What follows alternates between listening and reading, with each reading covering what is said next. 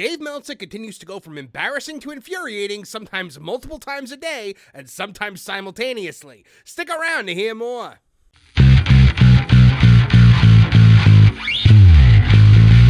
Hello, I'm Marvin, and I'm the Movie Monster. Dave Meltzer is an ingrown hair on the inner thigh of the universe, an irritating, grating mutation that forms and only gets worse because of the very worst habits of humanity.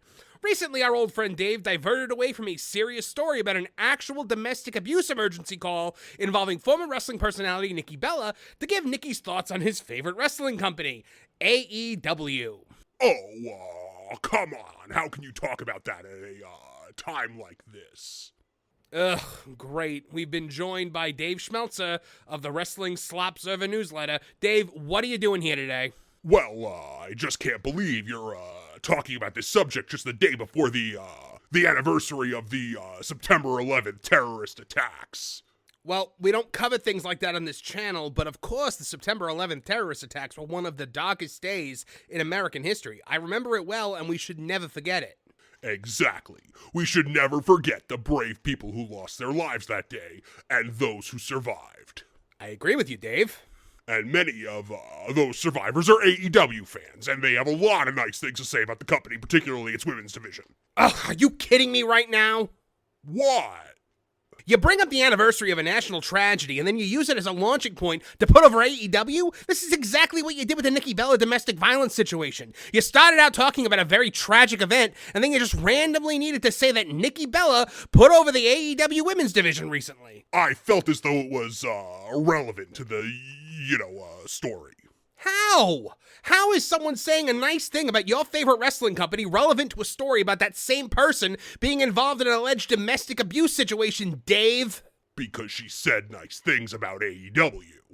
She's not even in AEW! Oh, you think she could be? Because you're enough of a source for me. I'll run with that. I'll be the first to report it. No! Will you get out of here so I can play this damn clip? You know, one of the most important things to take away from Holocaust survivors is that they, No, absolutely not. Get him out of here right now. Sorry about that, folks. Let's take a look at how big of an idiot this man is in this clip featuring Alfred Konuwa from Pro Wrestling Bits, here today on Tooney Town Wrestling.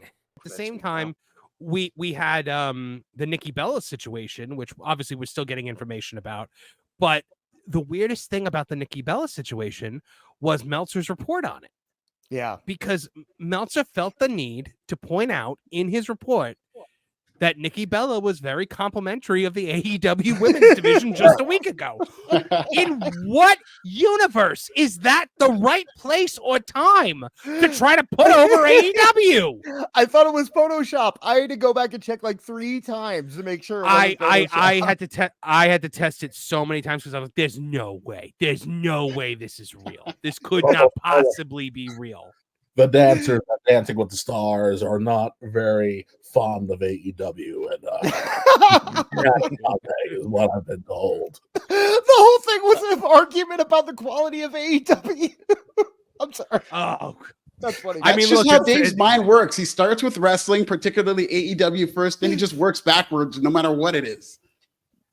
Yeah, I cannot fathom the way this man's mind works. I mean, with the way that he ran, falsely, falsely stating that Alpha had died a whole day before he died. Jacob Fatu and Roman are not going to touch each other yet, and they immediately do. Oh yeah, it's just constant. It's constant. The internal memo. Oh, the internal memo that ended up how about that post from somebody who doesn't even work for Warner Bros. Alfred, I got to commend you, buddy, because you epically summed all of this up on Forbes. We actually read the article on the show a couple weeks ago. Man, I appreciate that. You nailed him to the wall on that one. That was and you did it without agenda. You did it without opinion. You just stated the facts, and the facts damned him, and that's journalism. Yeah, that wouldn't have been able to be published if it wasn't just, the facts, the color. I kind of did a similar thing on Pro Wrestling Bits, but there's more jokes and more levity there. But with the Forbes article, I'm just laying out, this is what Dave has done. This is what he's gotten wrong. And it's just undeniable, even down to the fact that he got a segment between The Rock and Triple H confused from 10 years ago. when he was Right. reporting on it in the newsletter as if it had happened at the press conference. Like, this man, like, I don't want to make light of this, Right. but I do think that he might be developing early signs of dementia.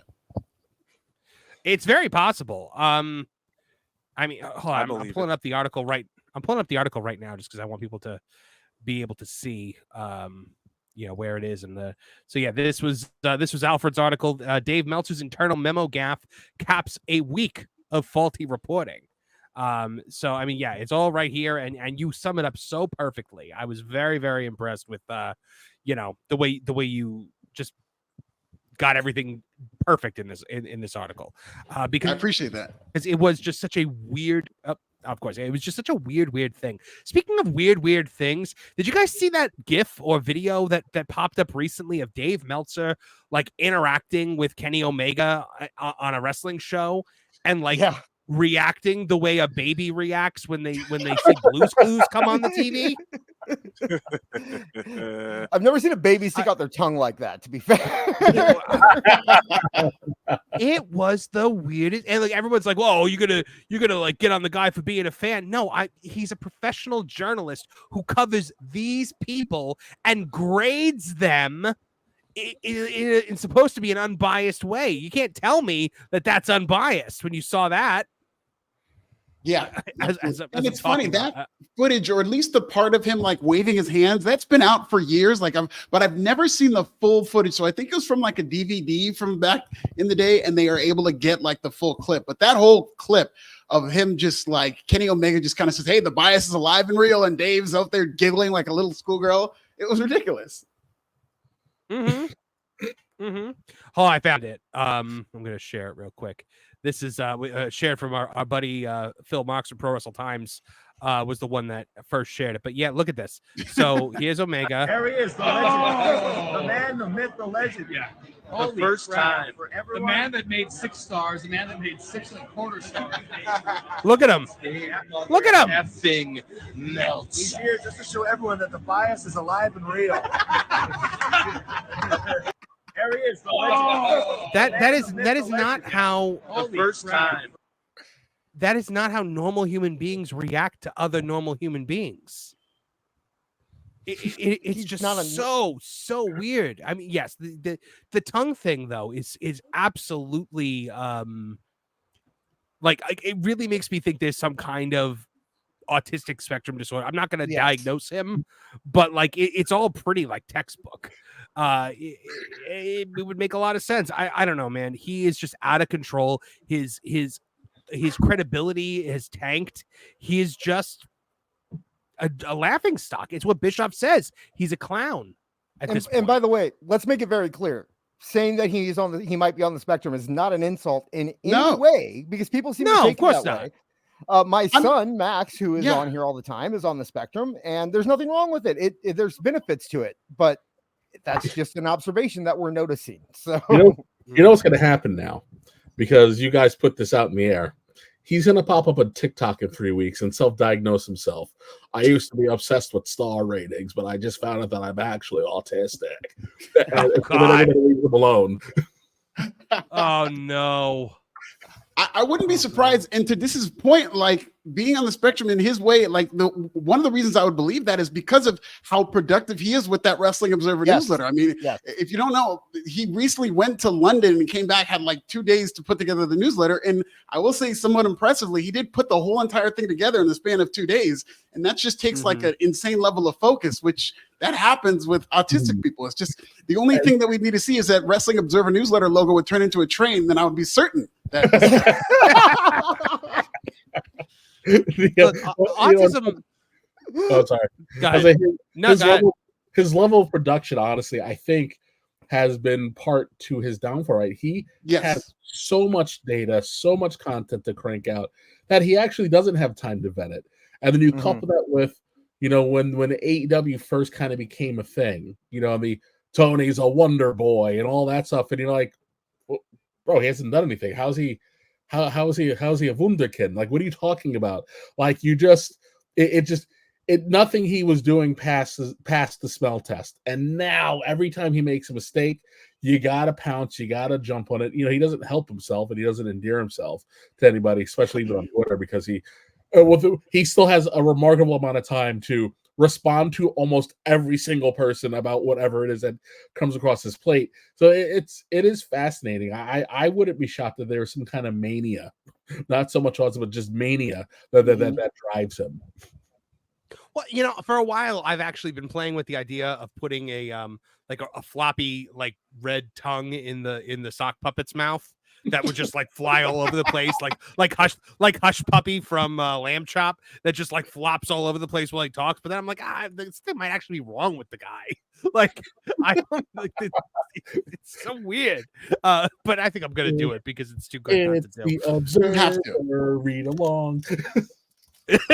It's Meltzer's Star Along.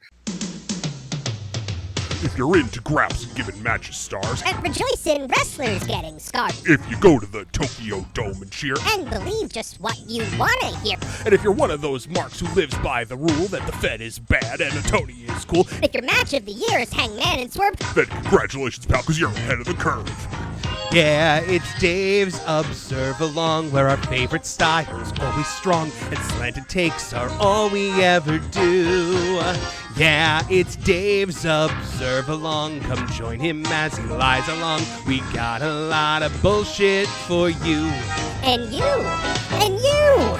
And you. And you. Yeah, especially you. Financial support for Dave's Observe Along can be disrupted by viewers like you. Anyway, thanks for joining us today, guys, and if you're a patron over at patreon.com/Tooney Town Wrestling, you can see this and every other video on this channel early, along with some exclusive content and upcoming live streams. You also get the ability to direct message with me on Patreon. And I hope you'll tune in Tuesday nights at 8 p.m. for Tooney Talk Wrestling. It's a live stream pro wrestling podcast where you can make your voice heard live as a part of the Tooney Town community. If you liked what you saw here today, please like, share, and subscribe. Click the bell icon to get notified of new videos as they drop. From all of us here at the Tooney Town channels, I'm Marvin the Movie Monster. Now get out of here!